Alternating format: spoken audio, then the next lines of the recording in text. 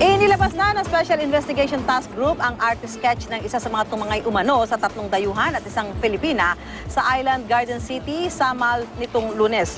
Base ang art sketch na ito sa paglalarawan ng 2 dayuhang nakatakas nang tumalon sila mula sa bangka ng mga suspect. Edad 25 hanggang 30 raw ang isa sa mga suspect. May taas na 5'2 hanggang 5'3, katamtaman ng pangangatawan at maitimang putis. Hindi pa rin masabi ng mga otoridad kung anong grupo ang nasa likod nito. Base sa investigasyon, 2 bangka ang ginamit ng mga suspect nang tumakas sila sa resort. Umaasa ang Special Investigation Task Group Commander na si Chief Superintendent Federico Dulay na hindi pa nakalalabas ng Davao Gulf ang mga salarin. Ayon kay Dulay, may mga kampo rin ng MNLF sa lugar pero wala namang namamonitor na kakaibang pagkilos mula sa grupo nitong mga nakaraang araw. Nakiusap na ang militar sa MNLF na huwag muna silang lumabas sa kanilang kampo habang isinasagawa ang paghahanap. Puspusan naman ang paggalugad at pagsasagawa ng blockade sa Davao Gulf para hindi makalusot papuntang Zamboanga Peninsula ang mga suspect. May posibilidad daw na dalhin ang mga bihag sa Basilan o sa Sulu na kilalang kuta ng Abu Sayyaf.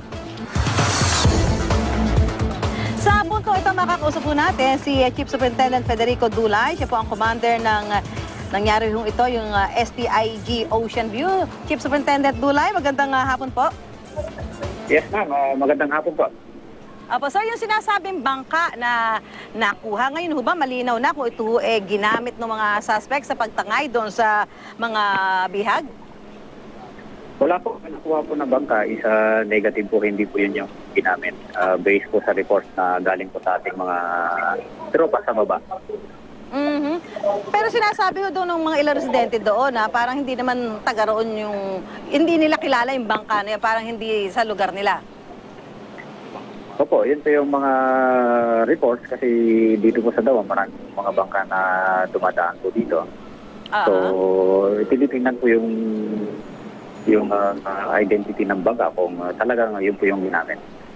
Oo. Pero sa ngayon po, talagang tinutuldukan na ng task force na ito hong bangkang ito ay hindi ho ginamit doon sa pagkuha sa mga bihag. Yun po yung resulta ng mga information na nakala po ng ating mga operatiba po sa baba.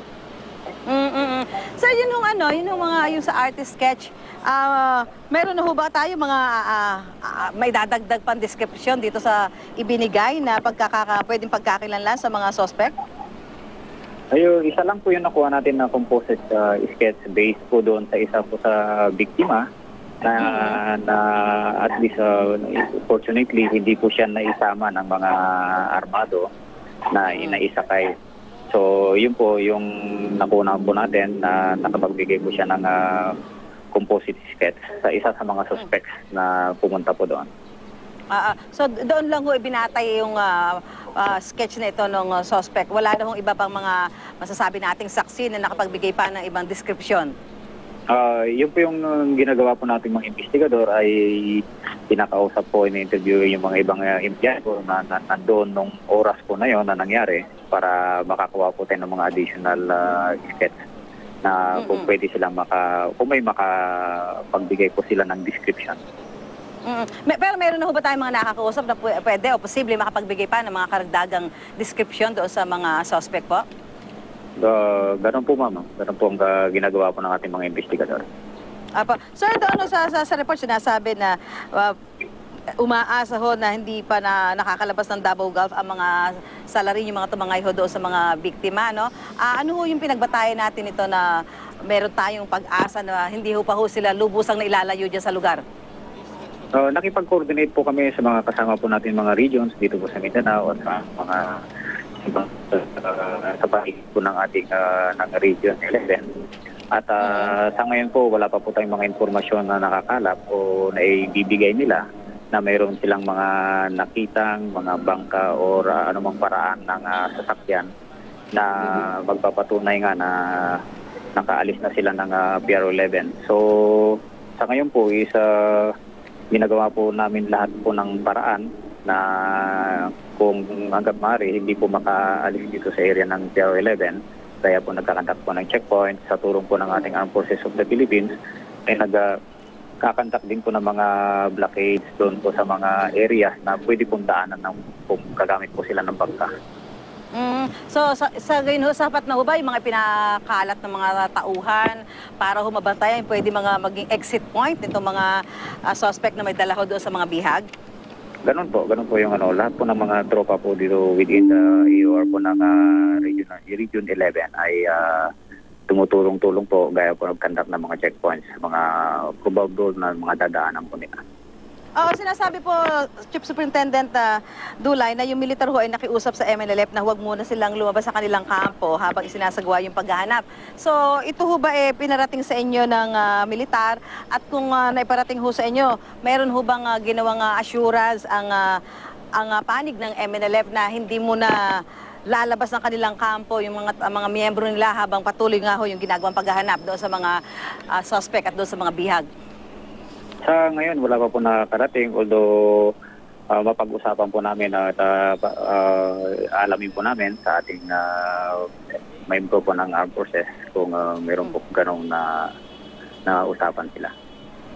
Sir, sa ngayon po talagang hindi pa ho natin matutukoy kung anong grupo yung nasa likod ho doon sa pagkuha dito sa mga bihag na ito.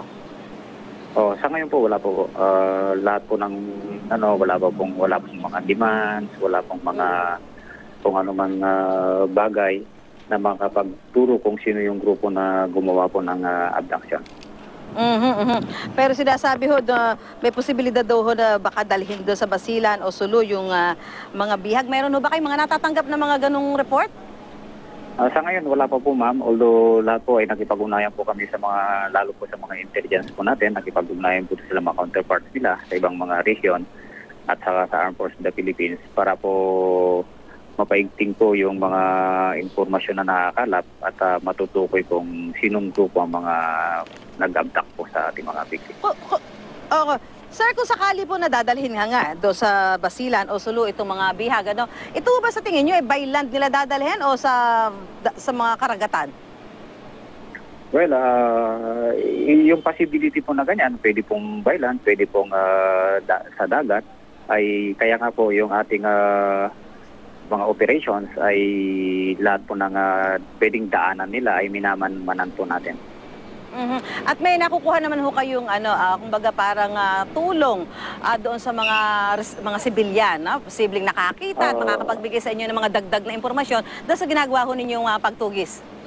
Marami po tayong kasi minsan nagre-report po yung ating mga kababayan kung may mga napapansin sila ng mga bangka na it maybe fits the description ng bangka. Ngunit lalo na kung yung mga bangka na hindi kilala man nila yung palaging bangka na dumadaan sa mga lugar nila, isinusumbong po nila sa atin at ang ating mga tropa po sa on the ground ay inaatasan natin na i-verify at i-validate po yung mga impormasyon na nasasaga po natatanggap po natin. Pero sa ngayon, hindi pa kayo nakakatanggap ng mga sapat na impormasyon para matukoy kung saan posibleng dumaan o dinala itong mga tinangay na bihag. Ganun po ma'am. Sa ngayon is raw information pa yung mga natatanggap natin. So biniverify po natin at pinupuntahan para ma-validate po kung totoo nga nandoon po yung mga o tunay po yung mga reports. Sa ngayon, wala pa pong ebidensya kung nasaan talaga yung actual na whereabouts po ng ating abductors at saka yung mga nakidnap po ng mga abduct po ng mga victims. Oo. So kayo manawagan sa mga kababayan natin doon sa mga pwede makapagbigay sa inyo ng impormasyon. Baka yung iba natatakot dahil baka sila makilala o baka tutukuyin yung kanilang pangalan. Kayo magbigay ng assurance na any information na ibibigay nila para dito sa kasong ito ay magiging confidential, pati yung identity. Okay. Pwede po, mayroon po kang hotline po dito sa Police Regional Office 11. Pwede po kung may mga impormasyon po na nakalap, pwede through text yung 0917-70785-47 po. Yun po yung number. Para doon sa mga maibibigay na impormasyon. Pero sana hindi po yun, no? Hindi yung mga makakagulo pa sa ginagawa ho ninyong operasyon. Opo. Yung mga impormasyon po na makakatulong po sa ating paghahanap at pag-iimbestiga po. Okay. Maraming salamat po, Chief Superintendent Federico Dulay. Thank you po ma'am and maraming salamat and magandang hapon po. Magandang hapon po, sir.